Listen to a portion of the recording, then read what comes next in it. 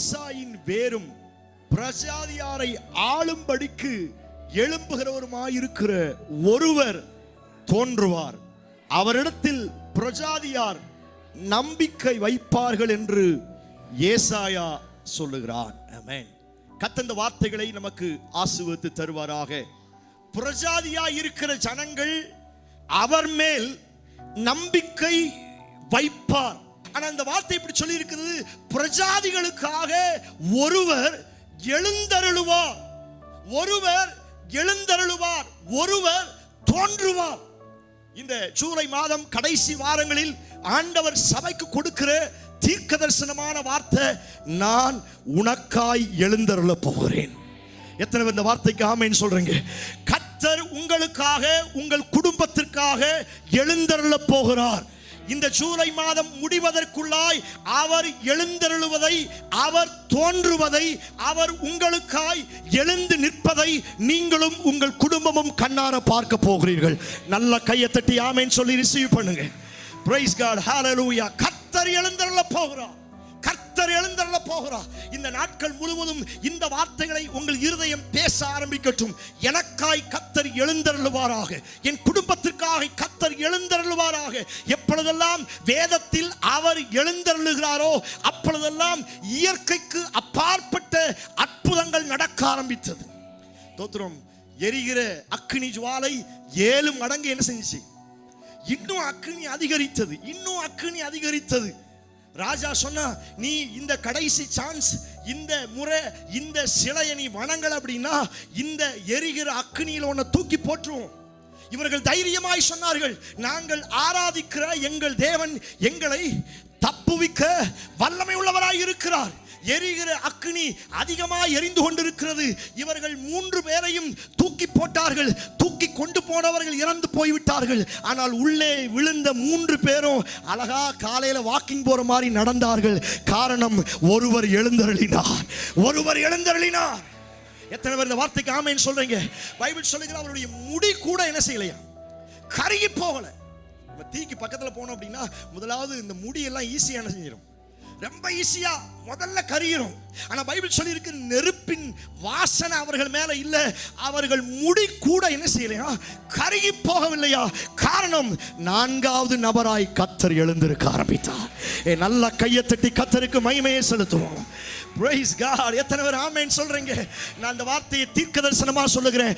எப்பொழுதெல்லாம் நான் அக்கினியில் தள்ளப்படுகிறேனோ, எப்பொழுதெல்லாம் மற்றவர் என்னை அக்கினியில் தூக்கி போடுகிறார்களோ, அப்பொழுது யார் வருகிறாரோ இல்லையோ, கர்த்தர் எனக்காய் எழுந்து நிற்க வல்லமை உள்ளவராய் இருக்கிறார். கர்த்தர் எழுந்தருளுவார். எத்தனை பேர் ஆமென் சொல்றீங்க? நான் இந்த வார்த்தை இப்படி சொல்லுகிறேன், உங்களுக்காக யார் எழும்புறாங்களோ இல்லையோ, உங்களுக்காக யார் எழுந்தருளுகிறார்களோ இல்லையோ, உங்களுக்காக யார் தோன்றுகிறார்களோ இல்லையோ, அக்கினி எரிய எரிய, அக்கினியுடைய மடங்கு இன்க்ரீஸ் ஆக அக்கினிக்குள்ள உங்களை எத்தனை பேர் தூக்கி போட்டாலும் உங்களை தப்புவிப்பதற்கு, உங்களை காப்பாற்றுவதற்கு நீங்கள் ஆராதிக்கிற கர்த்தர் எழுந்தருளுவார், கர்த்தர் எழுந்தருளுவார். ஹalleluya. இந்த வார்த்தையை கர்த்தர் உங்களுக்கு தீர்க்க தரிசனமாய் சொல்லுகிறார். இந்த மாதம் முடிவதற்குள்ளாய் உங்கள் குடும்பத்தில் கர்த்தர் எழுந்தருளுவதை பார்க்க போகிறீர்கள், கர்த்தர் எழுந்தருளுகிறதை பார்க்க போகிறீர்கள். ஹalleluya. எந்த இடத்துல அவர் எழுந்தருளுகிறாரோ அந்த இடத்துல காரியம் மாறுதலாய் முடிகிறது. அவர் எழும்பணும், அவர் எழும்பணும். அவர் எழும்பாத பட்சத்தில் என் வாழ்க்கையில சிறு நன்மைகளை என்ன செய்ய முடியாது? அனுபவிக்க முடியாது, பெற்றுக்கொள்ள முடியாது. பைபிள் வாசிக்கிறோம், நன்மையான எந்த ஈவும் பூரணமான எந்த வரமும் பரத்தில் உண்டாகி ஜோதிகளின் பிதாவினிடத்திலிருந்து இறங்கி வருகிறது. என் வாழ்க்கையில சின்ன நன்மை கிடைக்கணும் அப்படின்னா என் ஜாதியினால, என் பணத்தினால, என் கல்வியினால அல்ல. என் கூட யார் சப்போர்ட்டுக்கு இருக்கிறாங்களோ இல்லையோ, கர்த்தர் எழுந்தருளும் பொழுது, கர்த்தர் எழுந்தருளும் பொழுது எனக்கான வாய்ப்புகள் கடந்து வரும். நல்ல கையை தட்டி ஆமென் சொல்லுங்க. Praise God, hallelujah. இந்த வார்த்தையை கர்த்தர் சொல்லி அனுப்பி இருக்கிறார். இந்த மாதம் முடிவதற்குள்ளாய் உங்க வீடுகளில் கர்த்தர் எழுந்தருள போகிறார். தாவீது அடிக்கடி சொல்லுகிற வார்த்தை, கர்த்தாவே எழுந்தருளும். சங்கீதத்துல மறுபடியும் கிட்டத்தட்ட ஒரு 10 வார்த்தைக்கு மேல மறுபடியும் தாவீது செபிக்கிற நேரத்தில் எல்லாம் முதல் வார்த்தை கர்த்தாவே எழுந்தருளும், கர்த்தாவே எழுந்தருளும். இந்த பகல் நேரத்தில் யாரெல்லாம் அவரை நோக்கி கர்த்தாவே எழுந்தருளும், கர்த்தாவே கர்த்தாவே எழுந்தருளும் என்று கூப்பிடுகிறீர்களோ, உங்கள் சத்தத்தை கேட்டு உங்கள் வீடுகளில் உங்கள் குடும்பத்தில் கர்த்தர் எழுந்து நிற்க போகிறார். கர்த்தர் எழுந்து நிற்க போகிறார். எத்தனை பேர் பெற்றுக்கொள்வதற்கு ரெடியா வந்திருக்கிறீங்க? நம்ம கேட்கலாம், அவர் எழுந்திருந்தா என்ன நடக்கும்? 2-3 வார்த்தைகளை வேகமாய் வாசிக்க போகிறோம். வாசிக்கலாம். 2 நாளாகமம் 6வது அதிகாரம் 41. எல்லாரும் சேர்ந்து வாசிப்போம். தேவனாகிய கர்த்தாவே, உம்முடைய தாவர சலத்திற்கும் தேவரீர் உம்முடைய வல்லமை விளங்கும்படி பெட்டியுடன் எழுந்தருளும். தேவனாகிய கர்த்தாவே, உமது ஆசாரியர் ரட்சிப்பை தரித்து உம்முடைய பரிசுத்தவான்கள், வார்த்தை சொல்லப்பட்டிருக்கிறது, தேவனே உம்முடைய பெட்டியோட நீர் என்ன செய்யும்? எழுந்தருளும். உம்முடைய பெட்டியுடன் எழுந்தருளும். சும்மா எழுந்திருக்காதீங்க, உங்க பெட்டியோட எழுந்தருளும். நீங்க பெட்டியோட எழும்பும் பொழுதுதான் இங்க வார்த்தை கடைசியில் போட்டிருக்கிறது, உம்முடைய பரிசுத்தவான்கள் நன்மைகளில் மகிழ்ந்திருப்பார்கள். ஆண்டவர் கொடுக்கிற முதல் தீர்க்க தரிசனமான வார்த்தை, இந்த மாதம் கர்த்தர் உங்களுக்காய் எழுந்தருள போகிறார். நீங்களும் உங்கள் குடும்பமும் நன்மையினால் மகிழ்ச்சியாக போகிறீர்கள். நல்ல கையை தட்டி கர்த்தருக்கு மகிமை செலுத்துங்க. நீங்கள் நன்மையினால் மகிழ்ச்சியாக போகிறீர்கள். ஆனா ஆண்டவர் சொல்லுகிறார், அவர் பெட்டியுடன் எப்பொழுது எழுந்திருப்பாரோ அப்பொழுதே நன்மையினால் கர்த்தர் உங்களை மகிழ செய்வார். எத்தனை பேர் ஆமென் சொல்றீங்க? நிறைய தீமை என்னை மகிழ விடாமல் என்னை அளவைக்கிறது. நிறைய பாடுகள், நிறைய தோல்விகள், நிறைய கஷ்டங்கள் என்னை அளவைத்துக் கொண்டிருக்கிறது. ஆண்டவர் சொல்லுகிறார், ஸ்தோத்திரம், இந்த ஜூலை மாதம் முடிவதற்குள்ளாய் நான் எழுந்திருக்க போகிறேன். நான் எழுந்திருக்கும் பொழுது நீ நன்மையினால் மகிழ்ச்சி ஆவாய். நீ நன்மையினால் மகிழ்ச்சி ஆவாய். எத்தனை பேர் ஆமென் சொல்றீங்க? இதுவரை எத்தனை தீமைகளை அனுபவிச்சீங்கன்னு தெரியாது. இந்த மாதம் முடிவதற்குள்ள நன்மையினால கர்த்தர் உங்களை திருப்தியாக்க போகிறார். நன்மையும் கிருபையும் உங்களை தொடர போகிறது. நன்மையினால் கிடைக்கிற பெஸ்டான மகிழ்ச்சியை கர்த்தர் உங்களுக்கு தர போகிறார். எத்தனை பேர் நம்புறீங்க? உங்க வீட்டில் உங்க குடும்பத்தில் கர்த்தர் எழும்பும் பொழுது ஒரு உண்மையான மகிழ்ச்சி, நன்மையினால் கிடைக்கிற மகிழ்ச்சி. தோத்திரம், எத்தனை தீமையை நினைச்சு, எத்தனை தோல்வியை பார்த்து, எத்தனை கஷ்டத்தை பார்த்து, எத்தனை வியாதியை பார்த்து நீங்க அழுதுன்னு எனக்கு தெரியாது. இந்த நாட்களில் கர்த்தர் எழுந்திருக்க போகிறார். தீமையெல்லாம் நன்மையாய் மாறப்போகிறது. நன்மையால் கிடைக்கக்கூடிய மகிழ்ச்சி, நித்திய மகிழ்ச்சி உங்க சிரசின் மேல் இருக்கும். எத்தனை பேர் ஆமென் சொல்றீங்க? சத்தமாத்த ஒரு ஆமென் சொல்லுங்களேன். ஸ்தோத்திரம். இன்னொரு வசனத்தை நாம் வாசிப்போம். சங்கீதம் 74வது அதிகாரம் 3வது வசனத்தை வாசிப்போம். சங்கீதம் 74:3. நெடுங்காலமாய் பாலாய் கிடக்கிற உம்முடைய ஸ்தலங்களில் உம்முடைய பாதங்களை, நெடுங்காலமாய் பாலாய் கிடக்கிற ஸ்தலங்களில் உம்முடைய பாதங்களை எழுந்திருக்க பண்ணும். இது தாவீதுடைய ஜெபம். இந்த வார்த்தையை கர்த்தர் உங்களுக்கு தீர்க்கதரிசனமாய் சொல்லுகிறார். இந்த நாட்களில் என் லைஃப்ல, என் குடும்பத்தில் எவைகளெல்லாம் பாலான நிலத்தை போல் இருக்கிறதோ, பாலான ஸ்தலத்தை போல் இருக்கிறதோ, அந்த இடத்திலெல்லாம் கர்த்தருடைய பாதம் எழுந்திருக்க போகிறது. எத்தனை பேர் இந்த வார்த்தைக்கு ஆமென் சொல்றீங்க? அவன் அநேக குடும்பத்தை பாழாக்கி போட்டு விடுகிறான். திருடன் திருடவும் கொல்லவும் அழிக்கவும் வருகிறான். அவன் எந்த இடத்துல வந்தாலும் அந்த இடத்துல ஒரு பாழாக்குதல் நடக்கிறது. அந்த இடத்துல ஒரு அழிவு உண்டாகிறது. அந்த இடத்துல ஒரு சொத்திரம், ஒரு தோல்வியும் ஒரு அழுகையும் கண்ணீரும் உண்டாகிறது. ஆண்டவர் சொல்லுகிறார், நெடுநாளாய் உன் லைஃப்ல எதெல்லாம் பாழா போய் கிடக்கிறதோ அந்த இடத்துல நான் எழுந்தருளுவேன் என்று கர்த்தர் வாக்குத்தத்தம் பண்ணு. எத்தனை ஒரு ஆமென் சொல்றீங்க? உங்களுக்கு தெரியும் எது உங்க லைஃப்ல பாழா போய் கிடக்குது. ஒருவேளை உங்க சரீரத்தை சத்துரு பாழாக்கி வச்சிருக்கிறானா? உங்களுடைய வாக்கு தத்தத்தை பாழாக்கி வச்சிருக்கிறானா? உங்களுடைய ஆவிக்குரிய வாழ்க்கையை பாழாக்கி வச்சிருக்கிறானா? சோத்திரம், உங்க பொருளாதாரத்தை பாழாக்கி வச்சிருக்கிறானா? ஏன் கடன் பிரச்சனை, ஏன் வட்டிக்கு மேல வட்டி? காரணம், என் பொருளாதாரம் ஏதோ சில சத்துருக்களால், ஏதோ சில சத்துருக்களின் வல்லமையினால் பாழாய் போய் கிடக்கிறது. கர்த்தர் இந்த வார்த்தையை ஒரு சிலருக்கு தீர்க்கதரிசனமாய் சொல்லுகிறார். அவன் பாழாக்கி போட்டு அநேக ஸ்தலங்களில் அவர் மகிமையுள்ள பாதம் எழுந்திருக்க போகிறது. எத்தனை பேர் இந்த வார்த்தைக்கு ஆமென் சொல்றீங்க? உங்க குடும்ப வாழ்க்கையை அவன் பாழாக்கி இருக்கலாம். உங்க பிள்ளைங்க வாழ்க்கையை அவன் பாழாக்கி இருக்கிறான். உங்க கையின் பிரயாசத்தை அவன் பாழாக்கி இருக்கிறான். அவன் எந்த ஸ்தானத்தை, எந்த ஸ்தலத்தை பாழாக்கி போட்டானோ அந்த ஸ்தலத்துல ஆண்டோடைய பாதம் எழுந்திருக்க போகிறது. கர்த்தர் எழுந்தருள போகிறார். கர்த்தர் எழுந்தருள போகிறார். மூன்றாவது ஒரு அழகான வார்த்தை வாசிங்க. சங்கீதம் 102வது சங்கீதம் 13வது வசனத்தை வாசிப்போம். சங்கீதம் 102:13. தேவரீர் எழுந்தருளி சீயோனுக்கு இறங்குவீர்.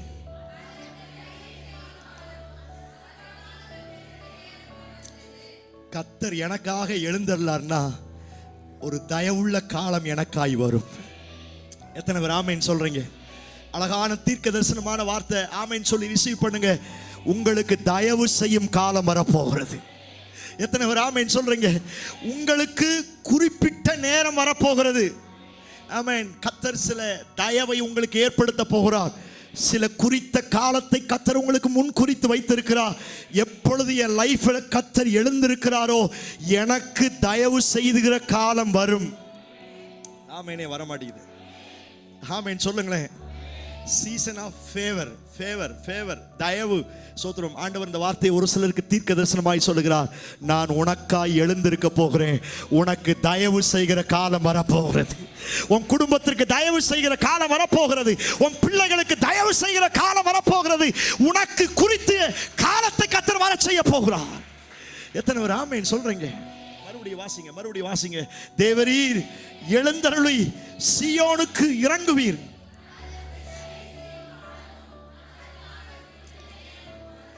எத்தனை பேர் நம்புறீங்க? ஒரு தயவின் காலம் உங்களுக்கு வரப்போகிறது. இப்ப உங்க காலம் எப்படிப்பட்ட காலம் தெரியாது. ஒருவேளை வறுமையின் காலமா இருக்கலாம், ஒருவேளை தோல்வியின் காலமா இருக்கலாம், ஒருவேளை அழுகையின் காலமா இருக்கலாம், கண்ணீரின் காலமா இருக்கலாம். நான் சொல்லுகிறேன், இப்பொழுது இருக்கிற இந்த காலத்தை குறித்து நீங்கள் யோசிக்காதீர்கள். இப்பொழுது நீங்கள் கடந்து போகிற இந்த நாட்கள் ஒருவேளை மாறாவின் கசப்பான நாட்களாக இருக்கலாம். எரிகோ முன்னே நிற்கிற காலமா இருக்கலாம். யோர்தான் முன்னே குறுக்கே நிற்கிற காலமா இருக்கலாம். ஆண்டவர் சொல்லுகிறார், நான் உனக்காய் எழுந்து நிற்க போகிறேன். உனக்கும் உன் பிள்ளைகளுக்கும் தயவு செய்கிற காலம் வரப்போகிறது. தயவு செய்கிற காலம் வரப்போகிறது. ஹalleluya. மோசேக்கு ஆண்டவர் சொன்னாலே, மோசே என் தயவை எல்லாம் உனக்கு முன்னாடி என்ன செய்கிறேன். Praise God. எத்தனை பேருக்கு தேவனுடைய தயவு வேணும்? எத்தனை பேர் ஆமென் சொல்றீங்க? அந்த தயவு இல்லை அப்படின்னா ஒண்ணுமே இல்லைங்க. 1000 தலைமுறை மட்டும் இரக்கம் செய்கிற அந்த தயவு, அந்த தயவு தான் என்னை தூக்கி நிறுத்தும். அந்த தயவு தான் என்னை மேல மேல கொண்டு வரும். தேவ தயவு ரொம்ப முக்கியம். இந்த வார்த்தையை கர்த்தர் உங்களுக்கு தீர்க்க தரிசனமாய் சொல்லுகிறார். உங்களுக்காய் கர்த்தர் எழுந்தருள போகிறார். உங்களுக்கு குறிப்பிட்ட நேரம் வரப்போகிறது. உங்களுக்கு குறித்த நேரம் வரப்போகிறது. எத்தனை பேர் ஆமென் சொல்றீங்க? கர்த்தர் உங்களுக்கு ஒரு நேரத்தை குறிச்சிருக்கிறார்ல. என்னைக்கு அந்த நேரம் வரும், என்னைக்கு அந்த காலம் வரும். எத்தனை நாள் அழுது இருக்கிறோம், எனக்கான நேரம் வராதா, என் குடும்பத்திற்கான காலம் வராதா? ஆண்டவர் இந்த வார்த்தையை தீர்க்க தரிசனமாய் சொல்லுகிறார். கர்த்தர் எழுந்திருக்க போகிறார். சோதர நேரம் வரப்போகுது. ஆனா என் லைஃப்ல கர்த்தர் எழுந்திட்டார்னா நான் நடக்கிற பகுதியெல்லாம் ஃபேவர், நான் நடக்கிற இடமெல்லாம் தயவு, நான் நடக்கிற இடமெல்லாம் ஆசீர்வாதம். எஸ் லார்ட், ஹalleluya. ஒரு தயவின் நாட்கள் கர்த்தர் உங்களுக்கு வர வைக்க போகிறார். இந்த வார்த்தையை கர்த்தர் உங்களுக்கு தீர்க்க தரிசனமா சொல்றார். இதுவரை உங்க லைஃப்ல நிறைய கடினத்தை பார்த்திருக்கலாம், நிறைய கடினமான சூழ்நிலையை பார்த்திருக்கலாம். ஆண்டவர் சொல்லுகிறார், நீங்கள் இந்த நாட்களில் ஒரு தயவின் நாட்களுக்குள்ளாய் கடந்து வர போகிறீர்கள். எத்தனை ஒரு ஆமென் சொல்றீங்க? இன்னொரு வசனத்தை வாசிப்போம். என்னாகமம் 10வது அதிகாரம், என்னாகமம் 10வது அதிகாரம் 35வது வசனத்தை வாசிப்போம். என்னாகமம் 10வது அதிகாரம்.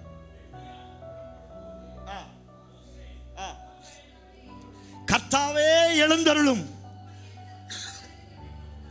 உம்முடைய சத்துருக்கள் சிதறடிக்கப்படுவார்களாக, உமக்கு முன்பாக ஓடி போவார்களாக. இங்கே மோசே இப்படி அழகாய் சொல்கிறான், கர்த்தாவே எழுந்தருளும், கர்த்தாவே எழுந்தருளும். இந்த வார்த்தை அவன் சொல்லும் பொழுது அவருடைய சத்துருக்கள் என்ன செய்வார்களாம்? சிதறடிக்கப்படுவார்கள், சிதறடிக்கப்படுவார்கள். இந்த வார்த்தை தான் ஆண்டவர் ரொம்ப தெளிவா என்கிட்ட பேசினார். இந்த ஜூலை மாதம் முடிவதற்குள்ளாய் கர்த்தர் எனக்காய் எழுந்து நிற்க போகிறார். சில சத்துருக்களை கர்த்தர் சிதறடிக்க போகிறார். நல்ல கையை தட்டி ஆமென் சொல்லி ரிசீவ் பண்ணுங்க. சில சத்துருக்களை கர்த்தர் சிதறடிக்க போகிறார். Praise God. Hallelujah. உங்க சரீரத்துக்கு விரோதமா, உங்க வாழ்க்கைக்கு விரோதமா, உங்கள் உயர்வுக்கு விரோதமா, உங்க மேன்மைக்கு விரோதமா எந்தெந்த ரீதியிலெல்லாம் சத்துரு எழும்பினானோ அந்த சத்துருக்கள் இந்த மாதம் முடிவதற்குள்ளாய் சிதறடிக்கப்பட போகிறார்கள். காரணம் கர்த்தர் உங்களுக்காக எழும்ப போகிறார். எத்தனை பேர் ஆமென் சொல்றீங்க? கர்த்தர் எழும்பும் பொழுது சத்துருக்கள் இருக்க முடியாது.